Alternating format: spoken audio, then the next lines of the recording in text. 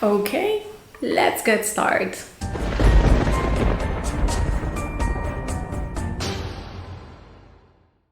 Hey horror freaks, welcome back to my channel. My name is Amanda. If this is your first time here, don't forget to subscribe and hit the bell icon so you can get a notification every single time that I post a video, and I post every single week.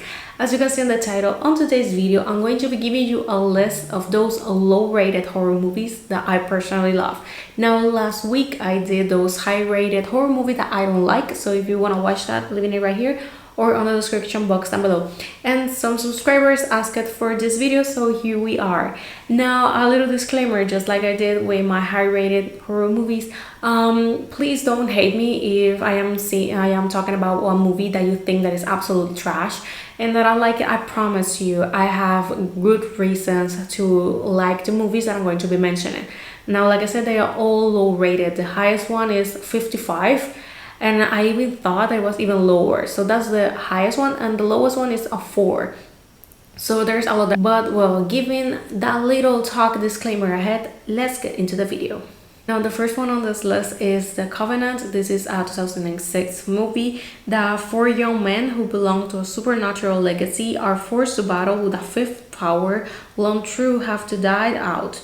Another great force they must contend with is jealousy and suspicion that threatens them to tear them apart. Now this is a really cheesy supernatural horror movie. Basically there are 4 descendants of like the first on witchcraft its witch that it's on Massachusetts. If I am not mistaken, it's really close to Salem, so you kind of see the connection there. So they have some supernatural powers, and suddenly a fifth one appears because there have always been 4 families because the fifth one was killed. So but of course a fifth one survived. Now this movie, I'm not gonna lie, this movie is trash. I'm going to tell you, this movie is no good at all. But why I love it so much? Well, when I was a kid, I am the youngest, so I have an older sister that when we used to watch TV, we used to watch a lot of movies. She was always in the control of the TV, so that meant that she decided which movie we were going to see. And one day we came across this and we totally loved it. But why? Well, if you have seen it, you know why, but in case that you haven't realized yet, I'm going to put something here. Yeah, no shame. Sebastian Stan, it's on it, and I was just a little girl, and the reality is that it became a comfort movie. Like just like the rest of this list, they eventually became comfort movies for me, so this is why I like them. So this one, I watched it when I was really young. Of course, I don't have the sense of judgment to see if a movie is good or bad, either I like it or not. So this one I really like it because of course the plot, and over the years I have rewatched it a lot of times. Like I said, I acknowledge that this movie is absolutely trash, but I just can't help it, I still like it. And the next one, I think that this movie is not that well known. I don't know, probably you have never heard of this one, but it's Stay Alive. This one, the CGI and the effects are awful. I'm not gonna lie, they're really bad. But basically the movie, it's after the mysterious brutal death of an old friend, a group of teenagers find themselves in possession of Stay Alive, an ultra-realistic 3D video game based on the spine-chilling true story of a 17th century noblewoman known as the Bloody Countess. Now, this one basically is a PlayStation 2 video game about Elizabeth Bathory. This was actually the first time I'd ever heard of her. Because she's pretty popular. Of course, she is the woman with basically the most kills in history. Well, at least yet. We never know, we're going to find another one that kills as much as her. But she has a really interesting story. And they were able to make it on a video game. But like I said, the effects are the worst. The acting, not so good. But at the end, this is the type of bad horror movie that you will like. Like sometimes movies are so bad that they become good and people will like it. But like I said, I have never actually hear or see someone on maybe social media talking about this one, so I don't know how much known this movie is. But if you have watched it, probably you feel me, probably you hate it. If you haven't watched it, this is actually available on Amazon Prime. I'm not recommending you to watch it, but if you feel curious on it, go for it. But remember that I told you the effects are really bad. Now, next one, I think that this one is another that is not well known. Well, maybe who knows, and it's Amusement. Now, this one I remember I have The Orphanage from Guillermo del Toro. That is one of my favorite horror movies. I have it on DVD, and you know what? When you put a DVD, they put out sometimes some trailers of other movies before, like actually the movie, like the menu, the language, you know.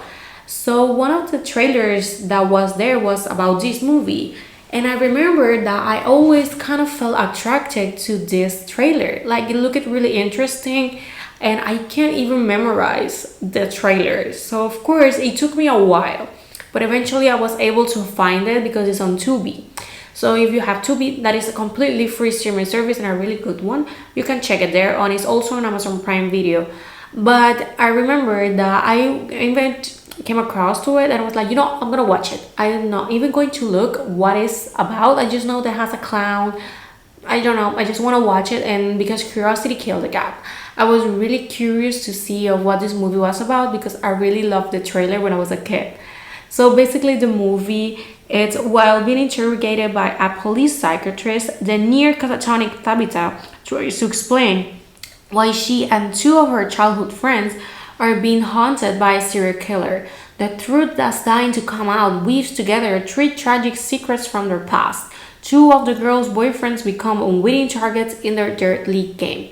Now this is, I wouldn't call it an anthology movie, but basically it gives three separate stories with the same killer, and at the end it comes together and has the connection. So the movie, I wouldn't call it bad. Like it's an early 2000s horror movie that really has the aesthetic of an early, if you know what I'm talking about, like early 2000s, you can spot them from, you can be far. You know that it's going to be an early 2000s movie. I think that the soundtracks, they do play a really strong game here, but the reality is that when I watched the movie, that it was just maybe a month ago, I really enjoyed it. Like I was like, yeah, this is not the best. Like of course the trailer gives you a whole different perspective of what the movie is, which is okay for me. I don't really like when trailers spoil you the whole movie. So this one is a whole different perspective of what the movie is going to show you. The acting, it's on the regular side, but I think that is good. It has a plot twist, we could say. You don't really see it coming, and the ending is an ending that you're not really expecting. And the final girl, it's really like she's good, if you understand. So this movie, I wouldn't precisely recommend it, but if you're curious just like me, go and watch it, and then you can tell me if you like it or not. But in my way, I really enjoyed this bad horror movie. And the next one, this is the one that I loved the most from the whole list, and it's The House of Wax. I have the poster right there. I felt in love with this movie the very first time that I watched it. It's actually directed by the same guy that did Orphan, Jaume Collet-Serra. Now, this one was another movie that I came across with it because I was with my sister. We fell in love with the movie. I remember that we spent months trying to find the DVD on Walmart when we were kids, and we eventually did. I still own it, although it's a little bit on the scratch because we used to watch it every single day. Like, no kidding. My sister and I, we used to rewatch a lot of movies. Like, it was insane. So we know the lines. I can tell all the lines of the movie. So basically, in case that you have never watched it, this movie is about a group of unwitting teens that are stranded near a strange wax museum and soon must fight to survive and keep from becoming the next exhibit. Now, this is a loose remake from House of Wax, the 1950s, that it's protagonized by Vincent Price. Of course, that one is a classic. You can never beat a classic. But this one, like I said, this is another bad movie that you just like. Actually, the marketing of the movie was that Paris Hilton was on the movie and that she died.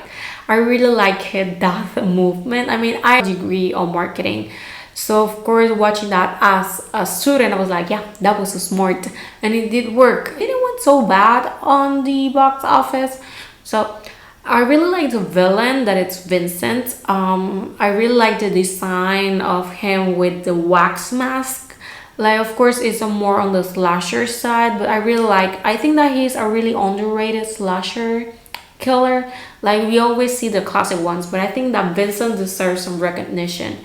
Next one is P2. Now this one is more of a horror Christmas movie, but I think that it's a really underrated horror movie that basically follows Angela, that is a corporate climber that gets stuck working late on Christmas Eve and finds herself the target of an unhinged security guard. With no help inside, the woman must overcome physical and psychological challenge to survive. Now, the title of the movie is quite literal, since basically it's passed on the second floor of the parking of the building, so literally P2. Like it's during Christmas, so I will definitely target this one as a Christmas horror movie. It's a really underrated movie if you ask me. Like it's not the best, of course, like this is not like the best horror movie ever, but I think that is a hidden gem that everyone should give it a try at least once. So this one, yes, I'm going to recommend it for you. I think that this one is also on Amazon. I mean, most of those ones are on Amazon Prime, but like I said, I'm not 100% sure, but literally you can just look at like P and a 2 and probably is going to find or appear. So but this one definitely, I do enjoyed it a lot. Well, this is all for the video. Thank you so much for watching. Let me know in the comments if you have any low rating horror movies that you love, or maybe one of the lists that I talked about, maybe you like it or maybe you hate it. I'm so sorry. Please don't judge me or think that I have a bad taste in horror movies just because of this, because this is not exclusively all what I like. Like this is not all that I like. Of course, I do like a lot more, but this is the list of really low rated horror movies that many people hate that I love, because we all do have those, and no shame. If you like it, you do you. No one can tell you otherwise, because if you enjoy it, that's all that matters. So don't feel bad about it. Yeah. And well, this is all for the video. Thank you so much for watching. I have no idea how long this video has been already. I need water.